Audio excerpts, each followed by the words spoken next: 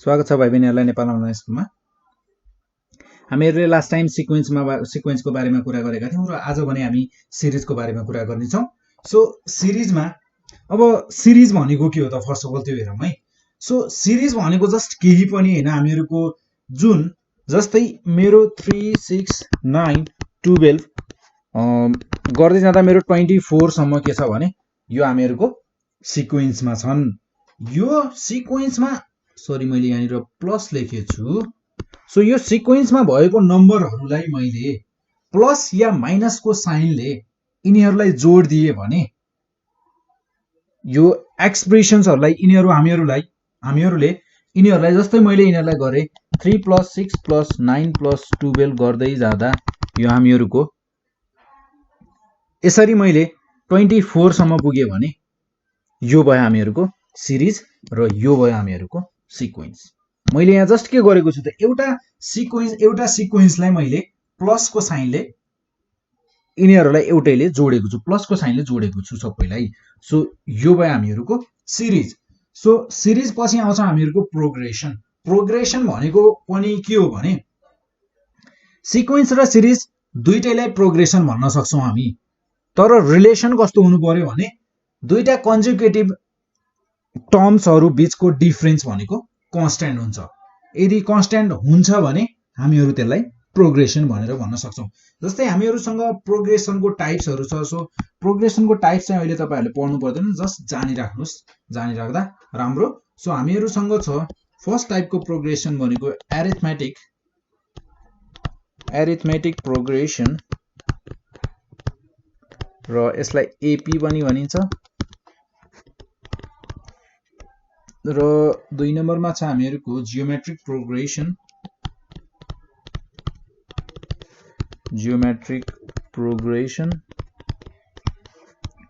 So यसलाई भनिन्छ सर्टकटमा भन्दा जीपी। सो 3 मा छ हामीहरुको हार्मोनिक प्रोग्रेसन,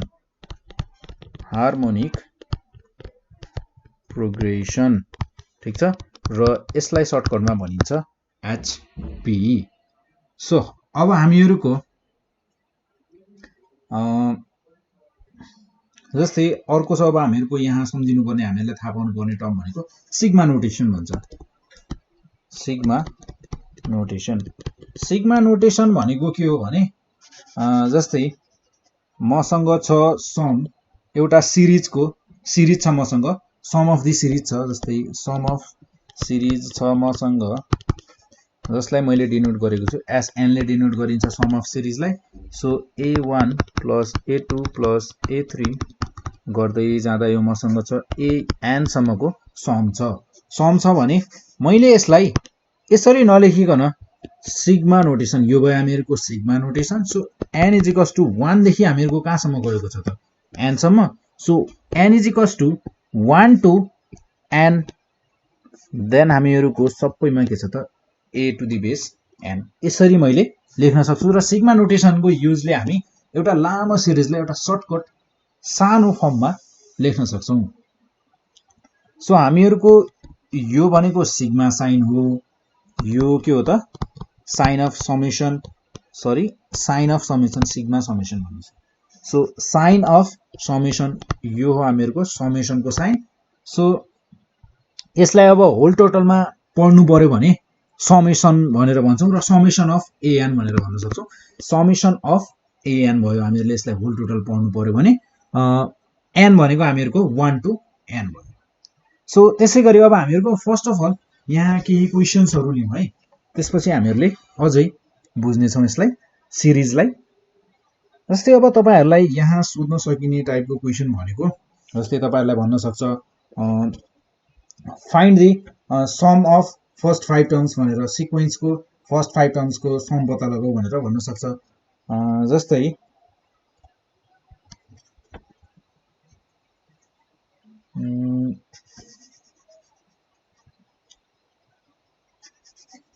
मसँग छ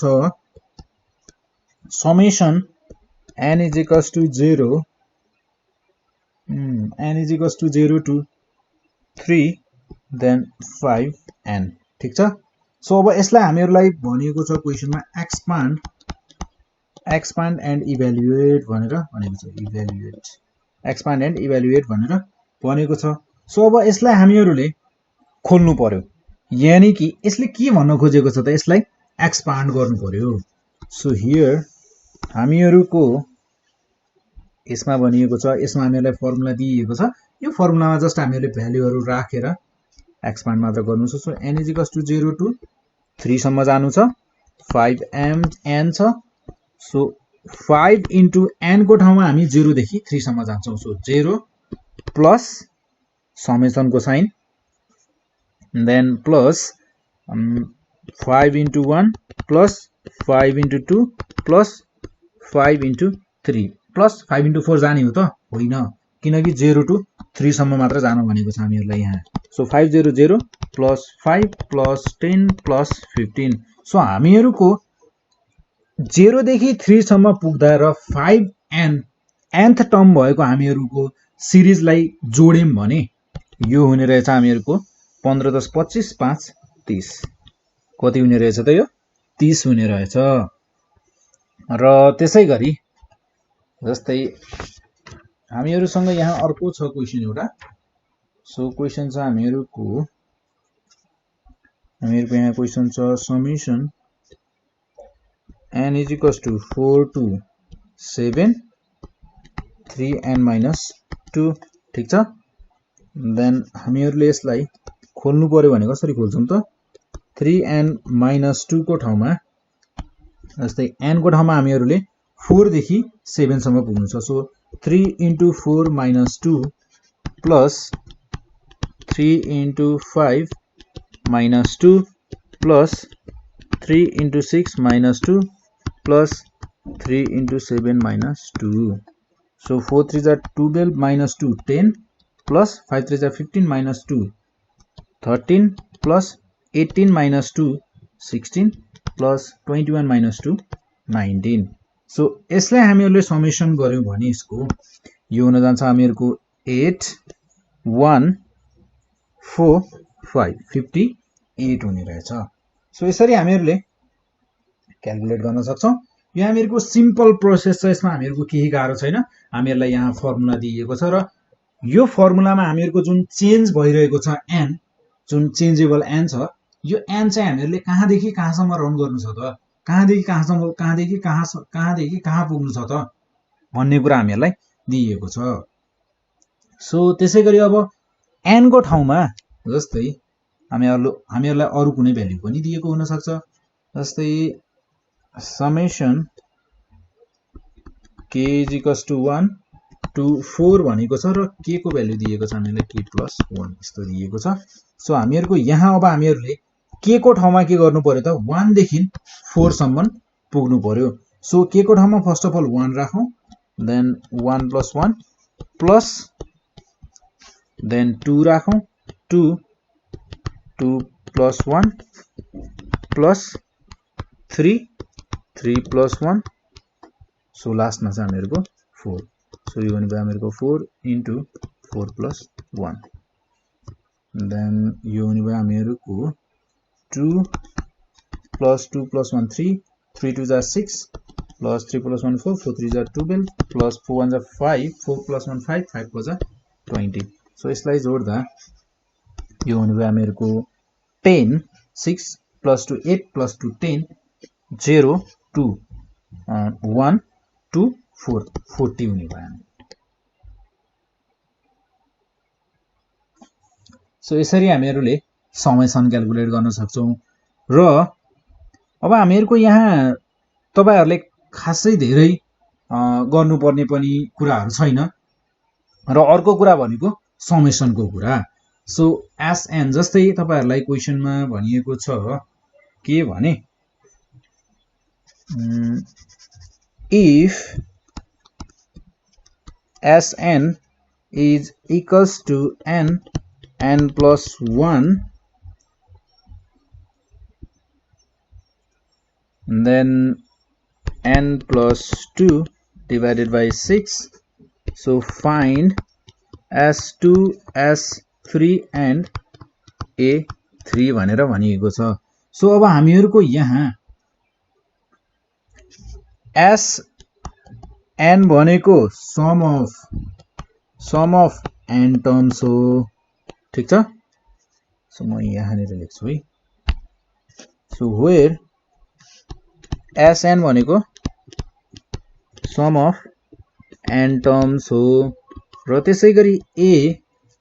एएन भनेको चाहिँ हामीहरूको जस्तै अब एएन को ठाउँमा जे पनि हुन सक्छ जस्तै हामीहरूको यहाँ छ 3 र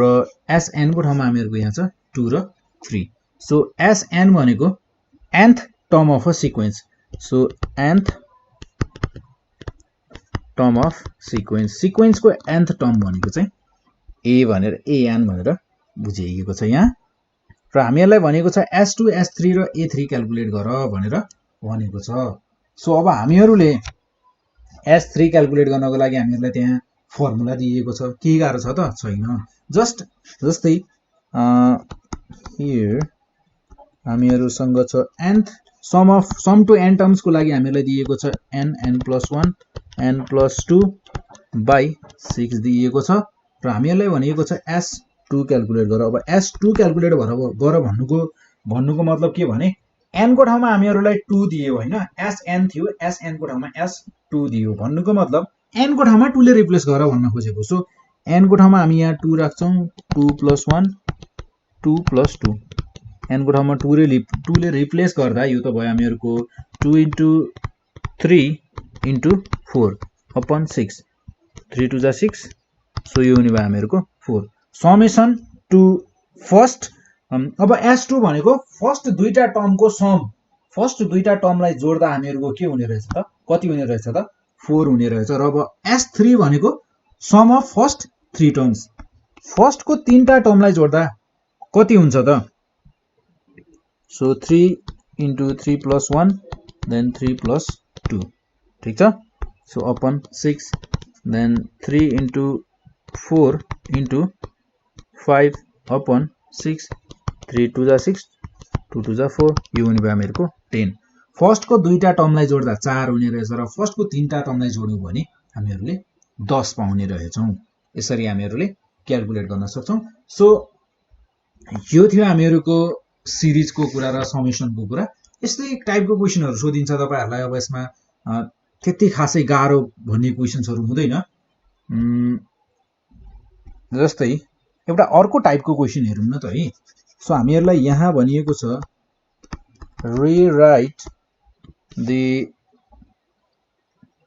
rewrite using sigma भनेपछि यस्तो साइन हुने भयो सिग्मा नोटेसन भनेर भनिएको छ जस्तै मलाई यहाँ सिरिज दिएको छ 3 + 6 + 9 + 12 यहाँ हामीहरुको सिरिज छ यस्तो हो सो अब यो सिरिजलाई हामीहरुले लेख्नु छ सिग्मा नोटेसनको फर्ममा सो अब यसलाई सिग्मा नोटेसनको फर्ममा लेख्दा कसरी लेख्ने है सो हामीहरुको फर्स्ट अफ अल त यहाँ हामीहरुको सिरिज भनेको छ 3 + 6 + 9 + 12 हैन सो फर्स्ट टर्म भनेको हामीहरुसँग यहाँ के छ 3 सेकेन्ड टर्म भनेको 6 थर्ड टर्म भनेको 9 फोर्थ टर्म भनेको 12 ठीक छ देन यसलाई हामीहरुले यो यस्तो हुँदै जाँदा यो हामीहरुको tn टर्म सम्म गएको छ सो अब यसमा हामीहरुको जस्तै डिफरेन्स निकालौं है यो दुईटा बीच डिफरेन्स कति छ 6 - 3 3 र यो दुईटा बीच डिफरेन्स कति छ हामीहरुको 3 र यो दुईटा बीच डिफरेन्स छ हामीहरुको 3 यानी कि फर्स्टमै हामीहरुको के छ त फर्स्ट कमन डिफरेन्स छ यानी कि हामीहरुको डिफरेन्स कन्स्टेन्ट छ यानी कि हामीहरुको यहाँ सो फर्स्ट हामीहरुको के छ त कमन डिफरेन्स छ सो nth टर्म भनेको के हुने भयो nth term is given by हामीहरुको कमन डिफरेन्स भनेको 3 छ नि सो 3n ले दिन्छ हामीहरुलाई जस्तै चेक गरौँ न हुन्छ कि हुँदैन 3 + 6 6 + 9 + 12 हुँदै जाँदा यो जानु पर्यो n टर्म सम्म हैन सो समेसन हामीहरुको यहाँ n = 1 देखि लगेर कहाँसम्म जानु पर्यो त इन्फिनिटी सम्म जानु पर्यो हो कि हैन सो यहाँ चाहिँ हामी हुने भयो हामीहरुको 3 एन्ड किनकि हामीहरुको अब यहाँ हेर्नुस् है 12 सम्म मात्र भनेको भयो नि सरी हामीहरुको क्वेशन 12 सम्म मात्र रहेछ है सो यदि यहाँ इन्फिनिटीको कुरा छैन रहेछ सो यदि इन्फिनिटी सम्मै छ भने पनि हामीहरुले यसरी इन्फिनिटीको साइन राख्न सक्छौं तर तपाईहरुलाई चाहिँ यहाँ इन्फिनिटी सम्मको कुरा छैन सो यहाँ चाहिँ हामीहरुको अब कतिवटा टर्मको लागि छ त हामीहरुसँग 1 2 3 4 सो हामीहरुले 1 देखि 4 सम्म जानु पर्यो यदि हामीहरुको यहाँ फेरि पनि ड्याश ड्याश ड्याश भयो भने यहाँ के लेख्ने त इन्फिनिटीको साइन दिने प्लस 12 यानी कि हामीहरुको फर्स्ट 4 वटा टर्म्सको लागि हामीहरुको यो भयो हामीहरुको सिग्मा नोटेसनको फर्ममा हामीले यसरी लेख्ने भयो